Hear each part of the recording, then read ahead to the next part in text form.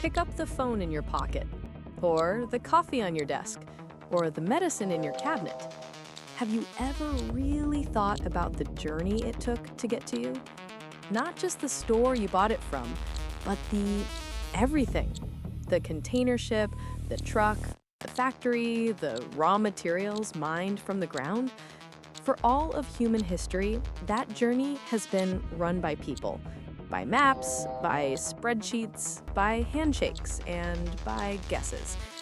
It's a system of almost unbelievable complexity, held together by diesel, manpower, and hope. Now, imagine that system wakes up. Welcome to Future Lens, the podcast that decodes the intersections of tech, AI, the economy, and society. I'm Alex. And I'm Chen. And today, in our very first episode, we are tackling the single biggest thing you've never thought about, the global supply chain, the system that moves everything. And Alex, as you said, it's waking up. It's becoming intelligent, predictive, and autonomous. And it's about to change, well, everything. We're calling this episode The AI That Moves the World. Chen, this sounds huge. Where do we even begin? We begin with a simple shift in thinking.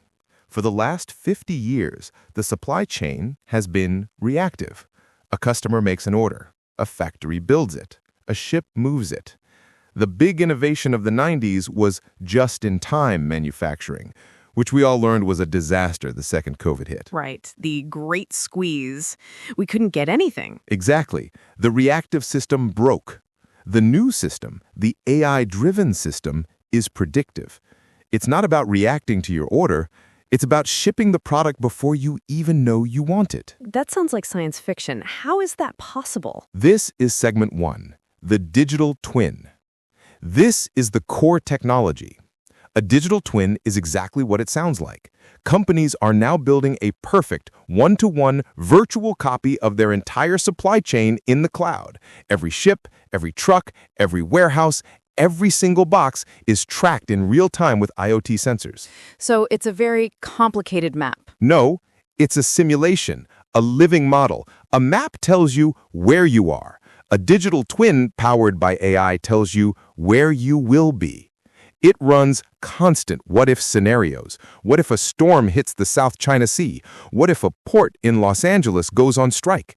What if a new TikTok trend causes a spike in demand for a specific product in Ohio? The AI simulates all of this? Constantly. It games out millions of futures. And here's the critical part, Alex. This is what's new in the last 24 months. Companies used to give that data to a human executive who would make a decision. Now, they are giving the AI permission to act.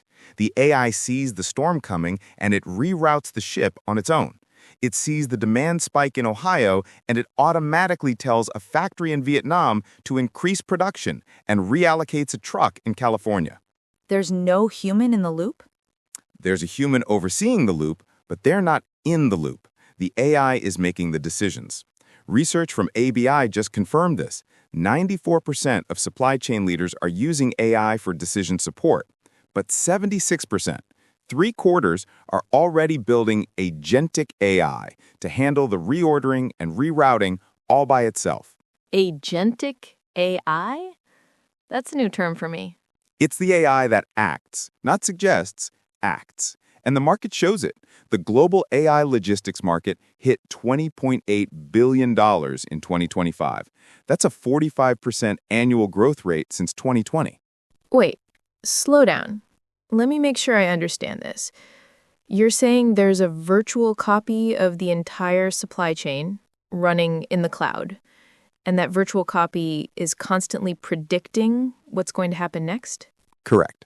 And when it predicts something like a delay or a spike in demand, it doesn't wait for a human to approve it. It just acts.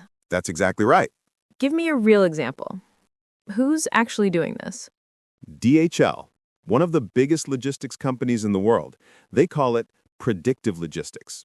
Their system pulls in data from weather satellites, traffic cameras, customs databases, GPS trackers on every truck and ship.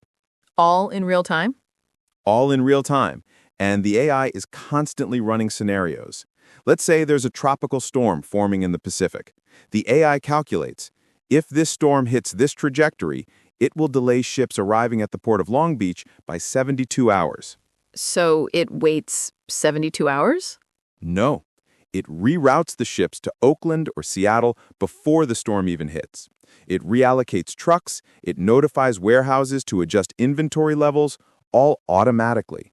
That's honestly kind of amazing. It is, but it's also a fundamental shift in how decisions are made.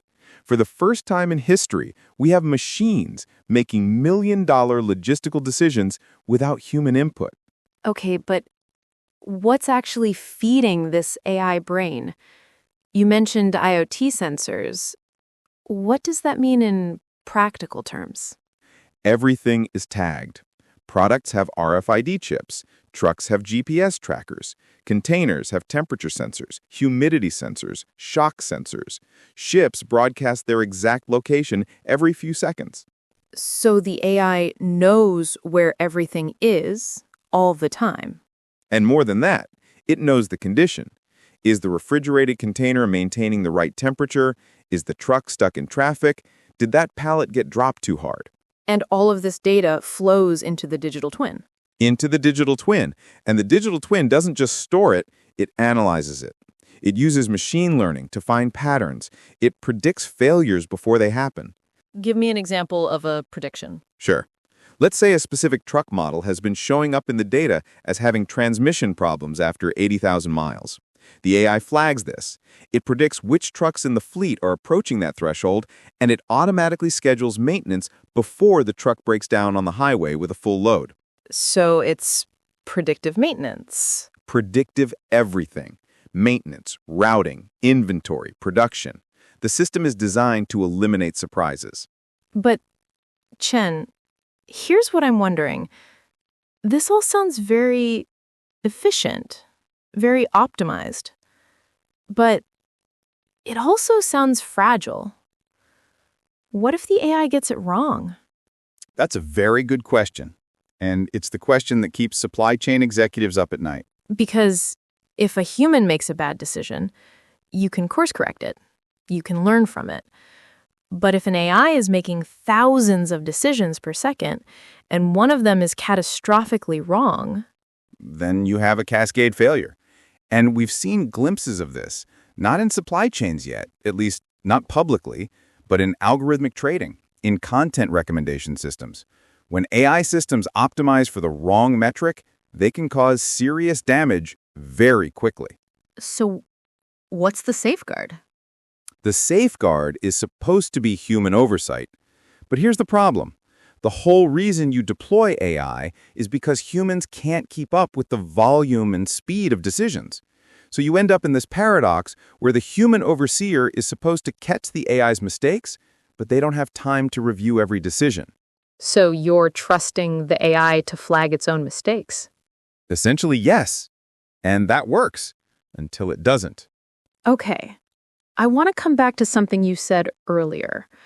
You said the digital twin is the brain, but these are real, physical products moving through real physical space. How does the digital brain connect to the physical body? And this is where the economic revolution begins. Because what's the good of an AI brain that moves at the speed of light if it's connected to a physical body, a factory or a port that moves at the speed of human labor? You have to automate the physical world to keep up with the digital one. You have to. And they are. And this is what we're going to talk about next. How robots controlled by AI are not just building the physical supply chain, they're taking it over. Let's talk about dark factories. Dark factories. That sounds ominous. It's just descriptive.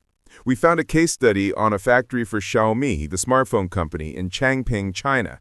Alex, this factory runs 24 hours a day, 7 days a week, with the lights off. Why?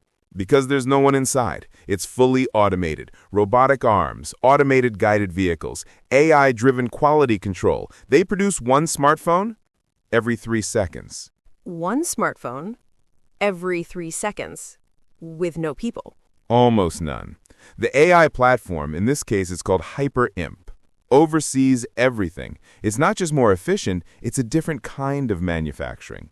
Another factory, Gree Electric in Zhuhai, they saw an 86% boost in efficiency when they went fully automated. 86%? That's not incremental improvement, that's transformation. It is, and it raises a fundamental question about what factories are for. What do you mean? For the last century, a factory was a place where humans used machines to build things. Now, a factory is a place where machines use AI to build things.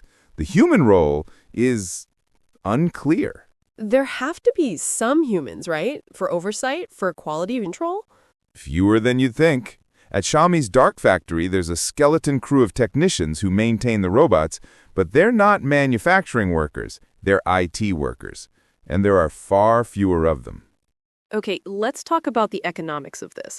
Because when you talk about manufacturing, the first rule is labor costs. If a factory in China or Vietnam is cheaper because labor is cheaper, companies move production there. Exactly. But what happens when the labor cost is zero? Music, a more thoughtful, somber shift. I see where you're going with this.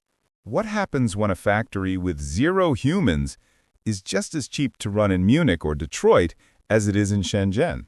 Then the entire logic of the last 50 years of globalization breaks. It doesn't just break, it inverts. The game is no longer about finding the cheapest labor. The game is about who has the best automation, who has the most resilient energy grid, and who is geopolitically stable. So the AI brain in the cloud, it's not just rerouting ships, it's starting to reroute the entire global economy. And companies are already doing this. Apple is a perfect case study. Apple? How so? For decades, Apple's manufacturing was almost entirely in China. Foxconn factories in Shenzhen producing iPhones by the millions. But after the trade war, after COVID, after the geopolitical tensions, Apple started diversifying. To where? India, Vietnam, Mexico. But here's the key. They're using AI to make these decisions. According to research published on ResearchGate, Apple is using AI to analyze thousands of variables: supplier reliability, political stability, labor costs, energy costs, proximity to markets, tax incentives. And the AI recommends where to build the next factory. Exactly. This is what McKinsey calls geopolitical distance. It's not about how many miles away a factory is, it's about how politically aligned that country is with your interests. So AI is enabling friendshoring, building supply chains based on alliances, not just efficiency. Correct.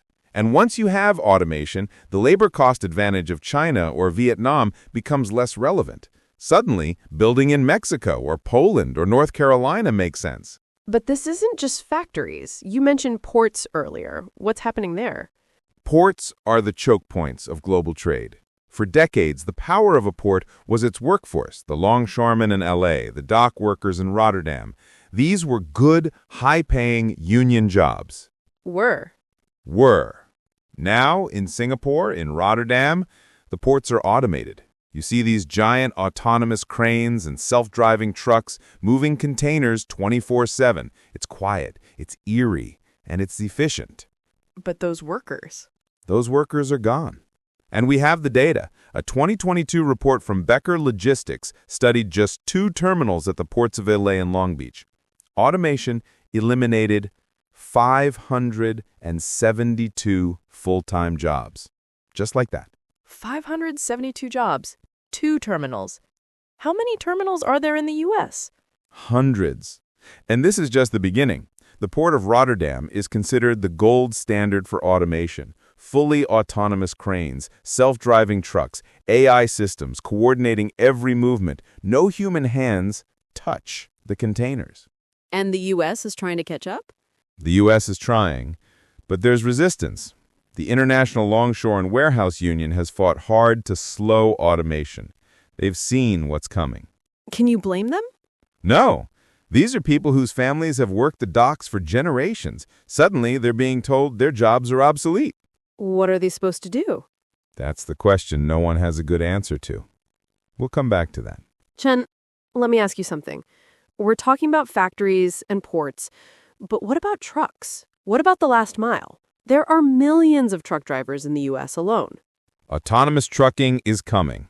It's slower than people predicted because driving a truck is actually a very complex task. It's not just steering. It's navigating traffic, dealing with weather, handling paperwork at checkpoints. But it's coming. It's coming.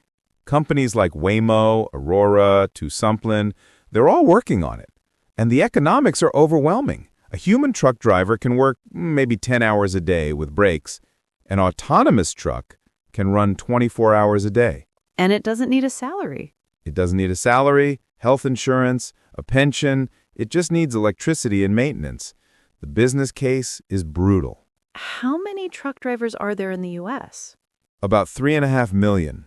3.5 million. And that's just the U.S. Globally, it's tens of millions. Okay, I need to understand something. We keep talking about efficiency, about optimization, about cost savings. And I get it. This is good for companies. But what about the people? That's the question. And we have some hard data. McKinsey's most recent AI survey found that 32% of executives expect their workforce size to decrease due to AI adoption. Decrease. Not reorganize, not upskill. Decrease. Decrease. And Gartner's 2025 report on supply chain technology found that while companies talk about upskilling and reskilling, most workers displaced by automation end up in lower-paying service jobs or leave the industry entirely. So the promise of, we'll train you for new jobs is... Mostly PR. Some people do get retrained, but you can't take a 50-year-old longshoreman who's worked the docks for 30 years and turn him into a data scientist. It's not realistic. So what happens to him? I don't know. And that's the honest answer. We don't have a good solution yet. Music, transition, more contemplative. Let me try to summarize where we are. We have this AI brain in the cloud, the digital twin, that's predicting and optimizing the entire supply chain. And we have the physical infrastructure, the dark factories, the automated ports, that's executing those decisions at machine speed. Correct. And the result is that we're getting more efficient, more resilient supply chains. Products are cheaper, delivery is faster, companies are more profitable. All true. But the cost is millions of jobs. And not just any jobs, good middle-class jobs that built communities and families. Yes. So we have this technology revolution that's driving an economic revolution, which is creating a societal crisis. And a geopolitical one. Because this isn't just happening in a vacuum. This is becoming a contest between nations. The digital Cold War? The digital Cold War. Let's talk about that. The World Economic Forum has a term for what's happening right now. They call it the digital Cold War. And supply chains are the battlefield. Explain that. For the last 40 years, globalization was built on a simple premise. Economic interdependence creates peace. If China makes our iPhones and we buy their products, we're too economically entangled to fight. Mutually assured economic destruction. Exactly. But AI is breaking that logic. Because AI-driven automation makes it possible to reshore production without losing competitiveness. So you can bring manufacturing back to your own country even though labor costs are higher because you're not using labor anymore. Correct. And suddenly, the calculus changes. It's no longer about economic efficiency. It's about strategic resilience, about control. Control of what? Control of three things. First, semiconductors, the chips that power AI systems. Second, data infrastructure, the cloud systems, the fiber optic cables, the satellites that make these digital twins possible. And third, the rare earth minerals needed for batteries, sensors, and renewable energy. And who's winning this race? Right now, China is ahead in some areas. They dominate rare earth production. They're building dark factories faster than anyone else. Their ports are more automated. But the U.S. has advantages. The U.S. controls the most advanced semiconductor technology, companies like NVIDIA, Intel, AMD. And the U.S. has been using export controls to keep that technology out of Chinese hands. So we're seeing a decoupling. A decoupling, but not a complete one. It's more like restructuring. Companies are building parallel supply chains, one for China, one for the West. That sounds expensive. It is, but companies have decided it's worth it for the security. The risk of getting cut off, like what happened during COVID, is too high. Give me an example of how this works in practice. Tesla. Tesla has gigafactories in the US, Germany, and China. Each one is designed to be relatively self-sufficient. If tensions escalate and China restricts exports, Tesla can still build cars for the US and European markets. So the AI isn't just optimizing for cost, it's optimizing for geopolitical risk. Exactly. And this is what McKinsey calls geopolitical distance. Trade is reconfiguring based on alliances, not just geography or cost. Which countries are allied, which are neutral, which are adversaries. Right. And AI makes this reconfiguration possible because it can analyze thousands of variables in real time: political stability, tariff rates, labor laws, energy costs, proximity to markets, tax incentives. So the AI is literally redrawing the map of global trade. It is. And this has huge implications because the countries that win this race, the ones with the best AI, the best automation, the most resilient infrastructure, they're going to dominate the 21st century economy. And the ones that lose? They get left behind. Their workers get left behind. Their industries get left behind. This sounds like a recipe for conflict. It could be. History shows us that when the global economic order shifts rapidly, it creates instability. The rise of industrial capitalism in the 19th century led to colonialism and world wars. The rise of digital technology in the 20th century led to the Cold War. And now we're in the AI era. And now we're in the AI era, and no one knows how this ends. Okay, but let's bring this back to the individual level because we're talking about nations and corporations, but what about people? What about workers? That's where the societal impact hits hardest. We talked about the 572 jobs lost at 2 port terminals, but scale that up. What are we looking at? Globally, tens of millions of jobs. In logistics, manufacturing, transportation, warehousing, McKinsey estimates that 32% of executives expect workforce reductions due to AI. That's not a small number. It's not. And these aren't just statistics. These are real people with families, mortgages, communities that depend on these industries. What's the plan? Is there a plan? The official plan is reskilling and upskilling. You take the displaced worker and you train them for a new job in the AI economy. But you don't sound convinced. I want to be convinced. But the data doesn't support it.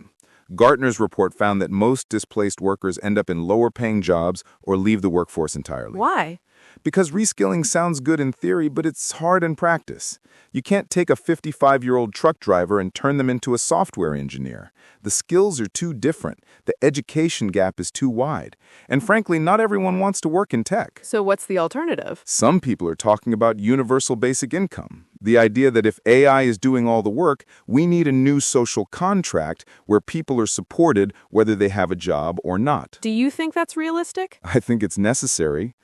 Whether it's realistic depends on political will. And right now, I don't see that will. So we're barreling towards this future where AI is running the supply chain, automation is replacing human workers, and we don't have a plan for what happens to those people. That's about the size of it. Chen, let me ask you a philosophical question. Is this inevitable? Is there a version of the future where we get the benefits of AI, the efficiency, the resilience, without the massive job losses? I think there could be. But it requires making different choices. Like what? Like deciding that the goal of automation isn't just profit maximization. That we want efficiency, yes, but we also want human dignity. That we want to design these systems to augment human workers, not replace them. And is anyone doing that? Some companies are trying. There's this concept called human-in-the-loop automation, where the AI handles routine tasks, but humans make the final decisions on important matters. Or cobots, collaborative robots that work alongside humans instead of replacing them. But that's less profitable. In the short term, yes, but there's an argument that it's more sustainable in the long term, because if you automate away all the jobs, who's going to buy the products? The Henry Ford problem. He paid his workers well so they could buy his cars. Exactly. And we might be facing a similar moment now. If AI drives mass unemployment, consumer demand collapses. and then the whole system breaks down. So the paradox is automation makes everything cheaper and more efficient, but if it eliminates too many jobs, there's no one left to buy the cheap, efficient products. That's the paradox, and we don't have an answer yet. What do you think happens? I think we're going to see a lot of disruption over the next 10 to 20 years. Some industries will adapt, some regions will adapt, others won't. There will be political backlash. There will be calls for regulation, for taxation of automation, for new social safety nets. And will those calls be heard? I hope so, because if they're not, the alternative is a level of inequality and social unrest that we haven't seen in a century. Okay, let's bring this all together. We've covered a lot of ground in the last hour. The digital twin, the dark factories, the automated ports, the geopolitical tensions, the job losses. Chen, what's the takeaway? What's the one thing people should understand about all of this? The takeaway is this. The AI that moves the world is already here. It's not coming in 10 years. It's not a pilot program. It's running right now, making decisions that affect all of us. And those decisions are... Routing your packages, stocking the shelves at your grocery store, deciding which factories produce which products, moving container ships across oceans, all of it. without human intervention. With less and less human intervention every day. So what does that mean for us, for regular people?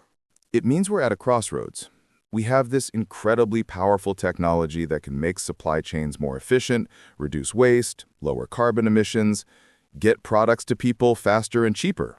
Those are all good things. They are. But the same technology can also displace millions of workers, concentrate power in the hands of a few megacorporations, and create new geopolitical tensions that could lead to conflict. So the technology itself is neutral. It's how we choose to use it.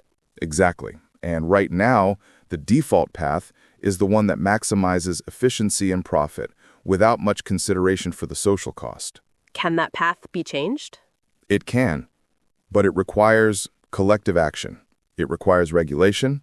It requires companies to think beyond the next quarter's earnings. It requires governments to invest in education, in social safety nets, in infrastructure. Do you think that will happen? I think it can happen. Whether it will happen depends on whether enough people understand what's at stake and demand it. Which is why we're doing this podcast. So let's end with this. If you could ask one question that we as a society need to answer about AI and the supply chain, what would it be? Here's the question. Who decides what the AI optimizes for? Explain that. Right now, the AI is optimizing for speed and cost. Get the product from A to B as fast and as cheap as possible. But what if we told the AI to optimize for worker well-being, or environmental sustainability, or resilience in the face of disasters? The AI would make different decisions. Completely different decisions. It might choose slower shipping methods that produce less carbon. It might recommend keeping more jobs even if automation is technically possible. It might build redundancy into the system even if it's less efficient. But those decisions are more expensive. In the short term. But maybe they're less expensive in the long term when you account for climate change, social instability, and economic inequality. So the question isn't, can we do this? It's, should we do this? And more specifically, what kind of world do we want to live in? Do we want a world where everything is optimized for efficiency, even if it means mass unemployment and concentrated power? Or do we want a world where we use technology to improve human life, even if it's a bit slower and more expensive? Those are the stakes. Those are the stakes. Chen, thank you for walking us through all of this. This has been eye-opening. Thanks for having me, Alex, and thanks to everyone listening. If you want to dig deeper into any of the sources we cited today, check out our show notes. We've got links to the ABI research report, the Becker logistics study, the McKinsey surveys, all of it. And if this episode made you think, if it made you question what's happening to our economy and our society, share it. Talk about it. Because this conversation needs to be happening in boardrooms, in legislatures, and around dinner tables. The AI that moves the world is here. The question is, where is it moving us? And who's steering? I'm Alex. And I'm Chen. This has been The AI That Moves the World, the first episode of Future Lens. Thanks for listening. See you next time. Music fades out.